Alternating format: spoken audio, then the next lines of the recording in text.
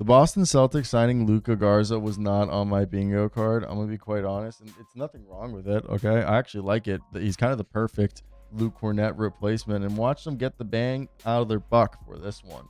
And Luka Garza was someone who's a good passer, who can space the floor. He's a mammoth of a human, and the reason why you bring in someone like Luka Garza, especially if you're the Boston Celtics, that by the way, Luka Garza at this point in his career, he's what, 24, 23.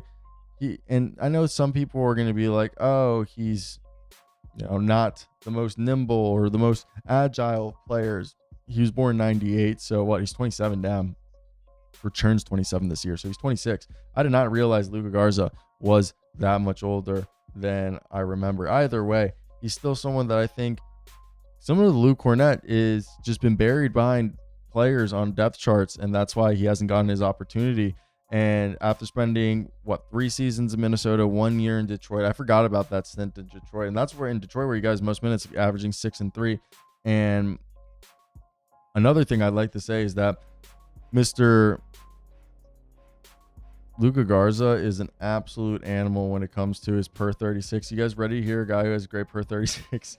His per 36 with Minnesota is this year he would have been a 23-point per game scorer. The year before he would have been a 29-point per game scorer, and the year before that was 27, averaging 9 rebounds a game, 2 assists with 1.2 steals a game. He's not much of a shot blocker, but this is a guy that expect him to go to obviously Joe Mazzulla's team and fit like a glove. All right. We talk about matches made in heaven, and this is one of them. And he also has that Boston dirtbag grit that people are going to love. Watch Luka Garza's jersey become one of the top selling ones. And that's not just because he's white. Derek White, Anthony Simons, Jaylen Brown, George Niang, Neemias Queta, Luka Garza, Xavier Tillman, Amari Williams make up that center by committee approach right now. Hopefully Al Horford can come back and hold that down. They have Jordan Walsh, Baylor Shireman, Sam Hauser, Payne Pritchard, J.D. Davison, Max Shulga, who I love, and same thing with Hugo Gonzalez. While, Jason Tatum is recovering from that ruptured Achilles.